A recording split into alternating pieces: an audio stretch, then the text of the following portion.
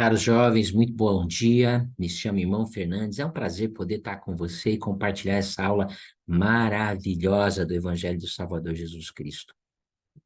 Os coríntios estavam com algumas confusões a respeito da ressurreição, a respeito do batismo pelos mortos e como seria a nossa vida, ou como seriam os nossos corpos depois desta vida. Paulo, ele gasta uma epístola inteira, uma carta inteira, corrigindo, pregando e ensinando com poder a respeito destas coisas. Então, lá em 1 Coríntios, no capítulo 15, logo no versículo 1 e versículo 2, e assim por diante a gente vai continuar, ele começa a ensinar com poder a respeito disso. E ele diz assim, versículo 1, e também vos notifico, irmãos, o evangelho que já vos anunciei. O que que eu estou trazendo agora nessa carta para vocês? É isso que ele está dizendo. O que eu estou trazendo é a mesma coisa que eu já ensinei lá atrás. Não é nada diferente, ok? E ele continua no versículo 2: pelo qual também sois salvos. O evangelho que eu preguei lá atrás é o evangelho pelo qual nós vamos ser salvos se o retiverdes, ok? Se nós praticarmos, se nós perseverarmos até o fim, como vos lo anunciei anteriormente, se não é que crestes em vão. Ele continua no versículo 3 falando a respeito do poder das Escrituras, e no versículo 4 também. Ele fala assim: porque primeiramente vos entreguei o que também recebi, que Cristo morreu em nossos pecados, segundo as Escrituras. Então, além de falar que ele estava trazendo o mesmo evangelho, ele diz: olha, isso é segundo as Escrituras, o que eu falei está de acordo com aquilo que os escritos sagrados dos profetas ensinam. O versículo 4, ele novamente fala a respeito de Cristo e fala a respeito das Escrituras. Que poderoso, ele começa falando a respeito disso e testificando a respeito do Salvador, a importância das Escrituras, a importância de permanecer firme naquilo que nós recebemos. Por que que ele deu essa introdução? Porque ele ia começar a falar a respeito do Salvador Jesus Cristo, a respeito de que ele havia ressuscitado.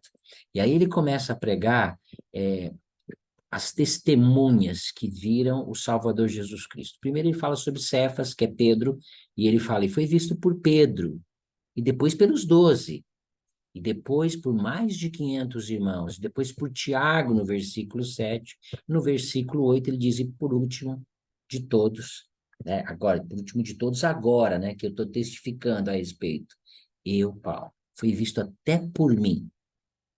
No novo continente, aqui nas Américas, nós temos um poderoso registro também, lá em terceiro Nef 11, quando Cristo vem nas Américas. Olhem só o versículo 15, aquela grande multidão, 2.500 pessoas. E disse assim, e aconteceu que a multidão se adiantou e meteu as mãos no seu lado, e apalpou as marcas dos cravos em suas mãos e seus pés. E isto fizeram, adiantando-se um por um, até que todos viram com seus próprios olhos, apalparam com as suas próprias mãos e souberam com toda a certeza e testemunharam que ele era aquele sobre quem os profetas escreveram que haveria de vir. Todos esses irmãos testificaram a respeito do Salvador Jesus Cristo. Um grande testemunho. E todos nós podemos ser uma testemunha e saber que Cristo vive por meio de nossos sentimentos, por meio das Escrituras, por meio das experiências espirituais que nós temos. Nós podemos saber que nós somos filhos de Deus, que Cristo vive, que Ele é nosso Salvador, que Ele é nosso Redentor. Não só aquelas testemunhas do passado, nem só as testemunhas do novo continente do livro de Mórmon puderam saber e testificar. Todos nós podemos saber. Paulo, ele continua lá no versículo 14, falando a respeito da importância agora da ressurreição. E ele diz o seguinte, porque se Cristo não ressuscitou, nossa pregação é vã. E é isso, se não houvesse uma ressurreição, e se Cristo não proporcionasse uma ressurreição universal, isto é, para todos os homens, nossa pregação é vã.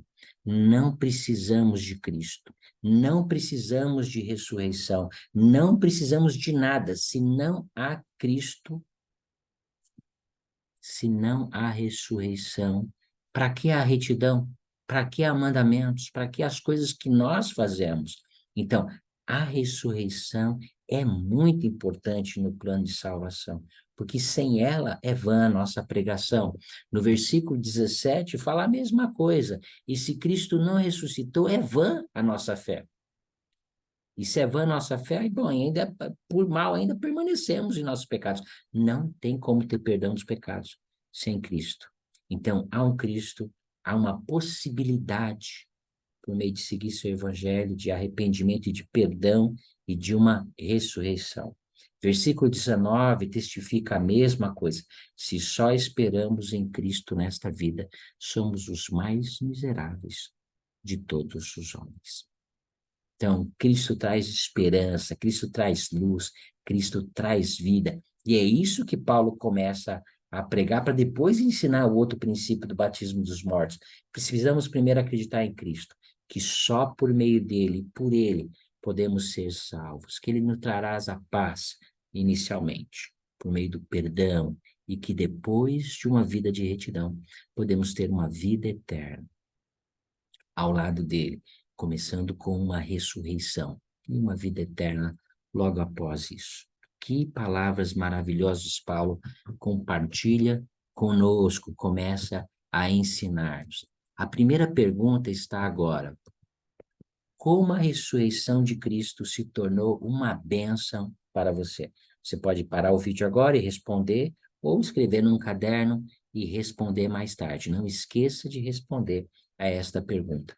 Como a ressurreição de Cristo se tornou uma grande bênção para você? Vamos continuar lá no versículo 29.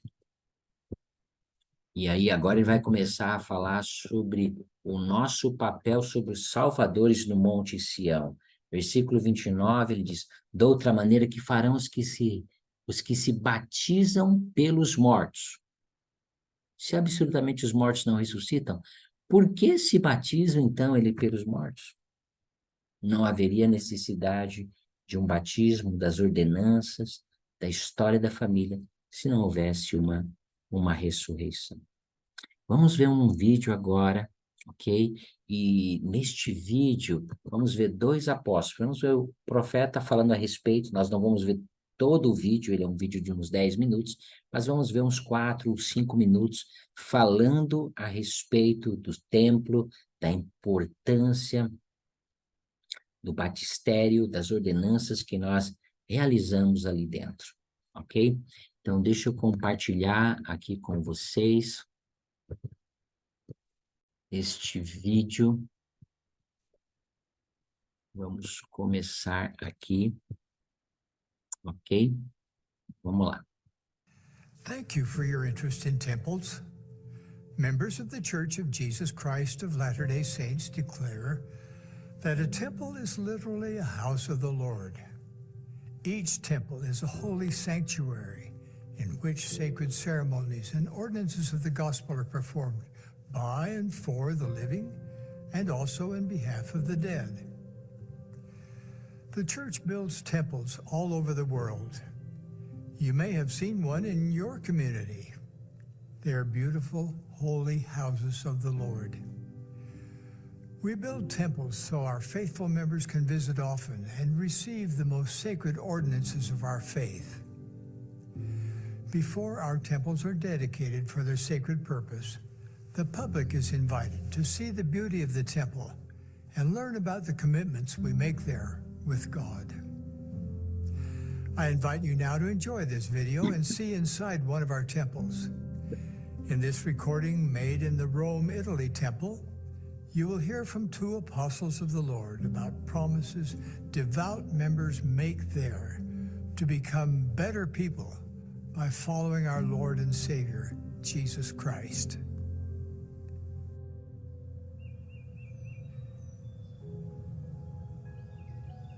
Hello, and welcome to the House of the Lord. My name is David Bednar, and this is Ronald Rasband. We both serve as members of the Quorum of the 12 Apostles in the Church of Jesus Christ of Latter-day Saints. We are here in the Rome, Italy temple, and we're delighted that you can join us for this brief tour. This is the recommend desk of the temple. Members of our church come here to this recommend desk, and they're met by two temple workers who are wearing white suits. And they present a small card called a temple recommend. The card is issued by their local church leaders affirming that they are prepared to participate in these sacred ceremonies of the temple. Now, please notice how immediately as you enter the temple, the focus is on the Savior, represented in the painting behind me and in the other artwork that you find throughout the temple. Welcome to the baptistry of the temple. This room houses the baptismal font, and one of the very first things you'll notice is that the font sits upon the backs of 12 strong oxen. Those oxen represent the 12 tribes of Israel, and they also represent the strength and the power of the gospel of Jesus Christ. The Savior said, "Except a man be born of the water and of the Spirit, he cannot enter into the kingdom of heaven." Baptism by immersion for the remission of sins is an essential saving ordinance in the gospel of Jesus Christ. And here in the temple, we do baptisms for the dead. Two members of our church will come into the baptismal font dressed in white, and there they will be baptized for their departed ancestors. Baptism for the dead was taught by the Apostle Paul in the New Testament, and we have the privilege of continuing that ordinance in the church today in all of the temples throughout the world. One of the great questions in Christianity is what happens to those who have never heard of Jesus Christ. His is the only name under heaven whereby a man or a woman can be saved. But yet among all those who have ever lived, only a relative few have heard of him, have had the opportunity to learn his doctrine, and to receive the saving ordinance of baptism by immersion. That is made possible through proxy baptism for the dead. There are some people who will ask if we are compelling or constraining our ancestors to become members of the Church of Jesus Christ of Latter-day Saints. And the answer is no. It is a loving offering, and they then have the opportunity to accept or reject that ordinance. When a person comes to the temple to perform baptisms for the dead, he or she would come to a dressing area like this, separate area for the men, separate area for the women. This is what the lockers look like, and you would dress in this kind of clean white clothing.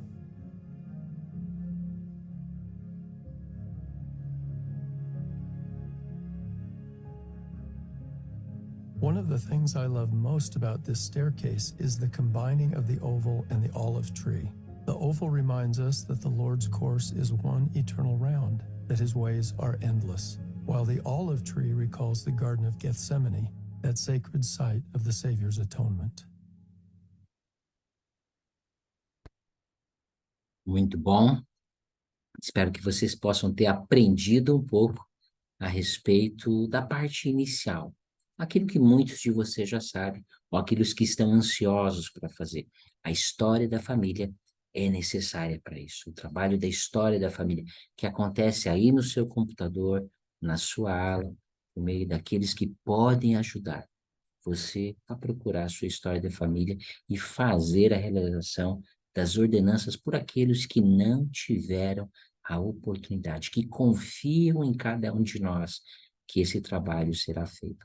Nenhum deles teve a oportunidade de viver num período em que tinha o Evangelho, ou em cidades onde tem o Evangelho atualmente, não tiveram a oportunidade.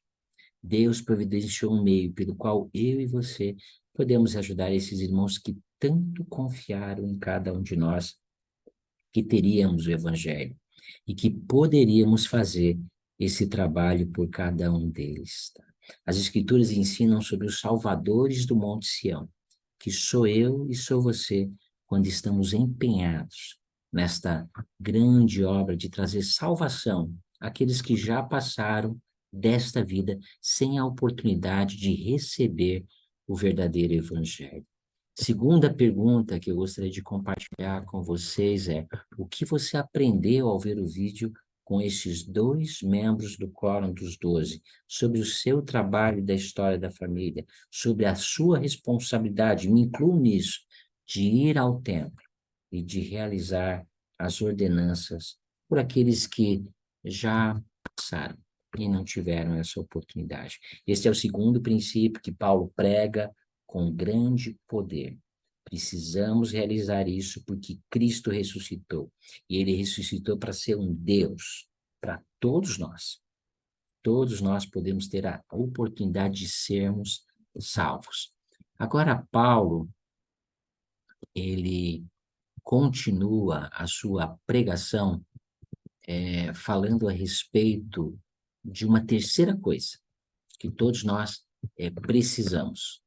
Vamos colocar aqui, espera só um pouquinho, ok? Aqui em 1 Coríntios, ok?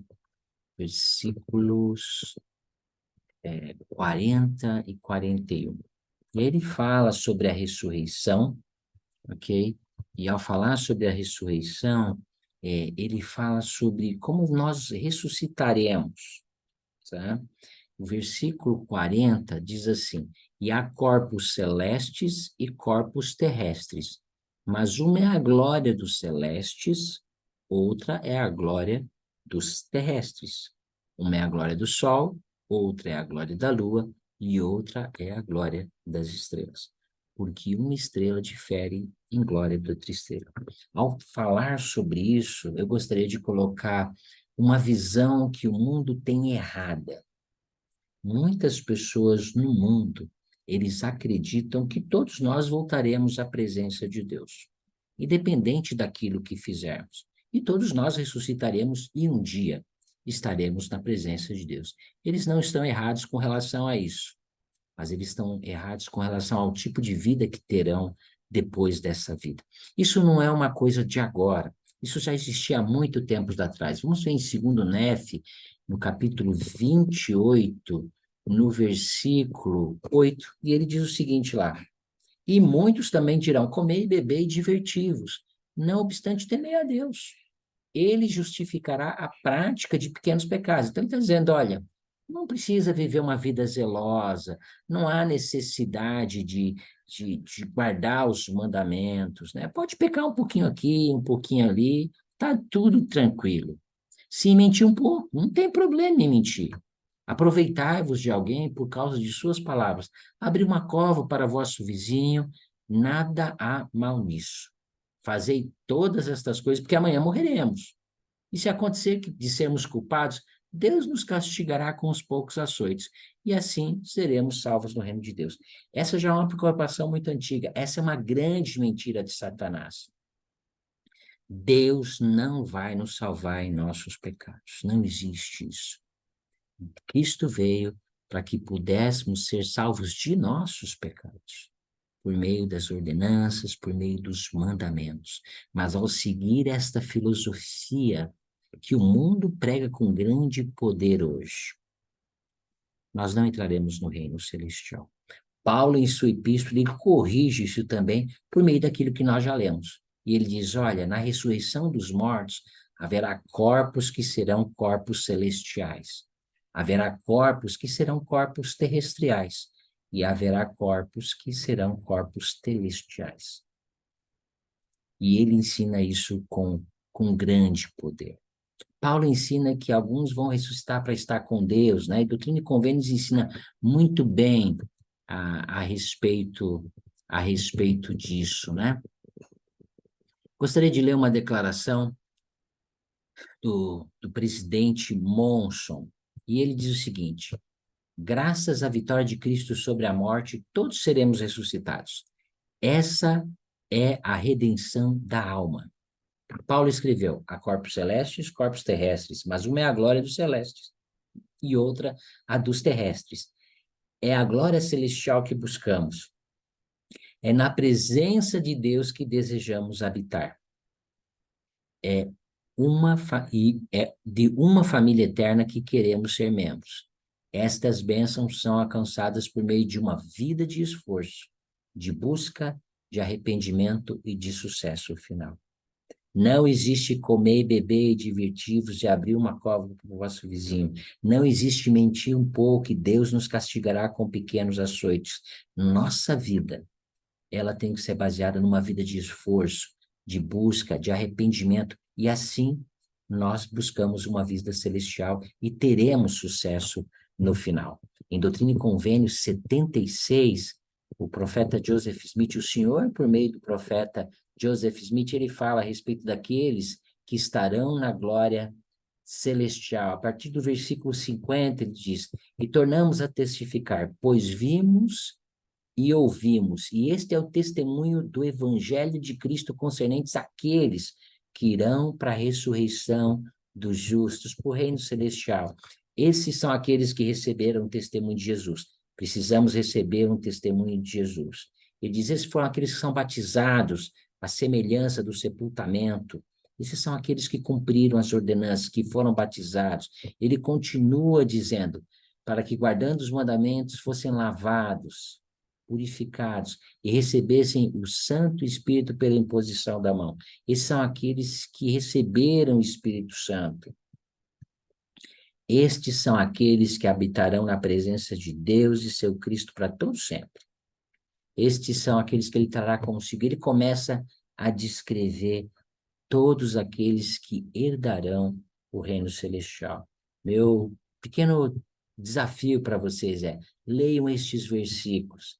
Doutrina e Convênios 76, 50, 52, 60, 64, 69 a 70, 71 a 76, 81 a 85. Todos nós precisamos saber aquilo que precisamos fazer para voltar à presença de nosso Pai Celestial.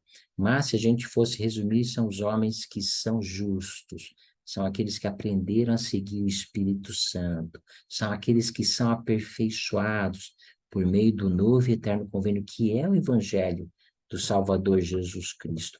Grandes coisas nós podemos aprender nesses versículos sobre aqueles que herdarão o reino celestial. É muito interessante a pergunta que o presidente Uchtdorf diz: será que podemos realmente alcançar o reino celestial? O próprio presidente Uchtdorf diz o seguinte: meu coração transborda de gratidão por meu Pai Celestial. Compreendo que ele não sentenciou seus filhos a tropeçar na mortalidade sem a esperança de um futuro brilhante e eterno. Ele deu instruções que revelam o caminho de volta a ele. E no centro de tudo está seu Filho amado, Jesus Cristo, e seu sacrifício expiatório. Somos todos crianças comparados aos seres de glória e esplendor que fomos designados a nos tornar. Nenhum ser mortal deixa de engatinhar e passa a andar e correr sem tropeçar, cair e se machucar com frequência. É assim que aprendemos. Então, o que o presidente Uchtdorf está dizendo, o que o Elder Uchtdorf está dizendo é que algumas vezes nós tropeçaremos. Somos bebês de colo comparados com aquilo que o Senhor quer nos tornar se nós confiarmos em sua vida, em seus ensinamentos e no seu sacrifício expiatório. E se essas coisas pautarem nossas vidas, se seguirmos o seu evangelho, não com displicência, mas se seguirmos o evangelho com força, com determinação, buscando fazer aquilo que é certo 100% das vezes. E aí, é claro, 100% das vezes nós não conseguiremos. Algumas vezes tropeçaremos, algumas vezes cairemos, algumas vezes nos machucaremos. E Cristo vai continuar nos ajudando. E é para isso que ele veio. Então, o evangelho, aqueles que entrarão no reino celestial, são aqueles que tropeçaram, aqueles que continuaram, aqueles que se arrependeram, aqueles que buscaram ser mais semelhantes ao Filho de Deus. Olhem só essa declaração do profeta Joseph Smith.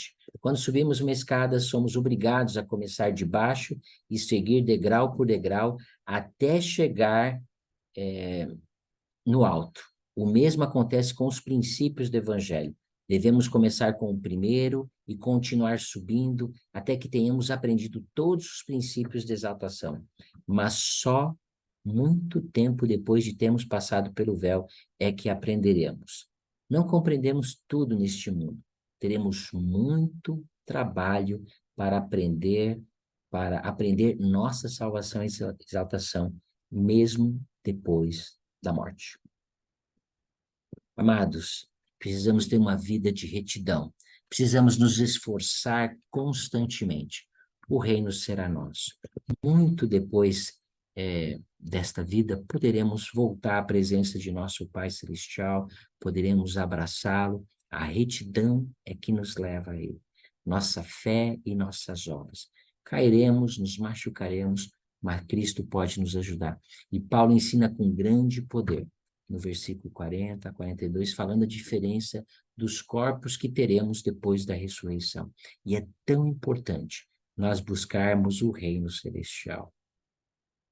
Para terminar a nossa aula hoje, gostaria de fazer a última pergunta de hoje.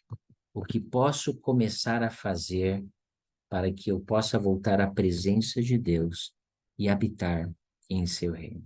É meu desejo que todos nós possamos um dia voltar à presença de nosso Pai Celestial. É meu desejo que aprendamos mais sobre Cristo, sobre o seu papel como Salvador e Redentor, que Ele ressuscitou, que é nossa responsabilidade trabalharmos pela história da família e fazendo as ordenanças no templo. Ao fazermos isso, nos tornamos salvadores do Monte Sião. Existem tantas promessas associadas àqueles que fazem esse trabalho.